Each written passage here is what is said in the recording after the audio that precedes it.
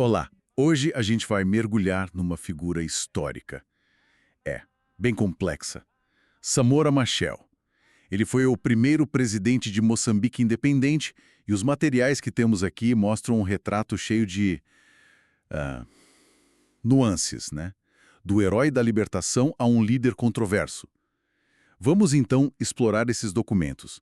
A ideia é entender as várias faces de Machel que aparecem, tá? A ascensão dele na Frelimo, os ideais da independência, as práticas políticas que levantaram questões e, claro, o mistério da morte dele. Queremos ir além do rótulo fácil, sabe? Ver como essas figuras carregam tanto a glória quanto o peso de decisões difíceis. O começo da trajetória dele, segundo os materiais, é impressionante. Ele era enfermeiro em Lourenço Marques, atual Maputo. E aí entra para a Frelimo, a Frente de Libertação de Moçambique, que na época era liderada pelo Eduardo Mondlane. Exato.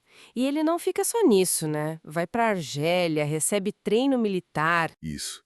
E já em 1964 participa das primeiras ações armadas pela independência. A liderança dele vai se consolidando, Uhum. até ele assinar os Acordos de Lusaka em 74 e finalmente virar presidente em 75. E as fontes mostram bem as ambições dele para o país novo. Reconstrução, igualdade e justiça social. Tem até uma citação que resume bem. Qual? Queremos ser produtores, consumidores e exportadores.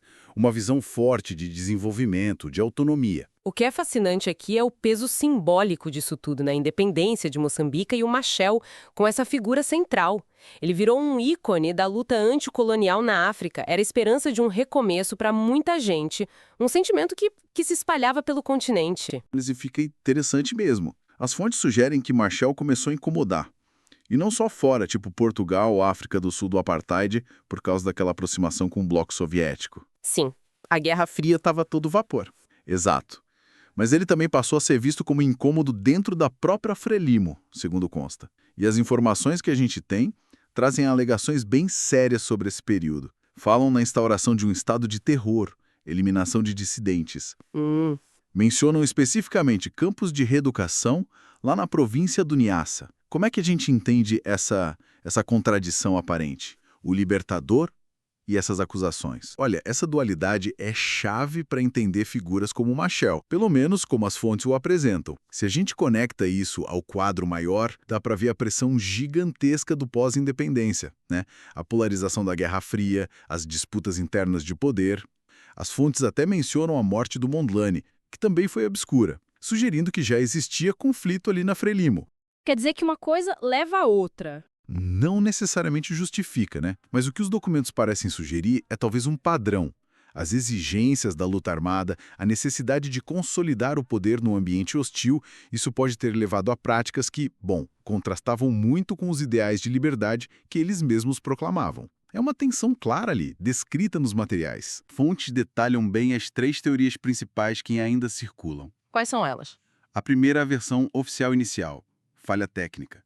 A segunda, que a Frelimo sempre sustentou, fala num atentado da África do Sul, usando um sinal de rádio falso para desviar o avião. E tem a terceira teoria, que os materiais descrevem como um sentimento popular forte em Moçambique, uma conspiração interna na Frelimo. Interna. Sim. Nomes como Joaquim Chissano e Armando Guebuza são citados como possíveis envolvidos. Gente que queria tomar o poder. É impressionante como essas teorias persistem. Exato. E isso levanta uma questão importante, que os próprios materiais trazem à tona. Por que essa morte continua sendo um terreno tão fértil para a especulação? As diferentes versões mostram as desconfianças políticas profundas da época, né? As tensões ali na África Austral e, claro, o próprio legado disputado do Machel. A falta de uma resposta definitiva, como as fontes deixam claro, alimenta tudo isso. Essas narrativas continuam moldando a memória. Então, o que a gente tira dessa análise toda?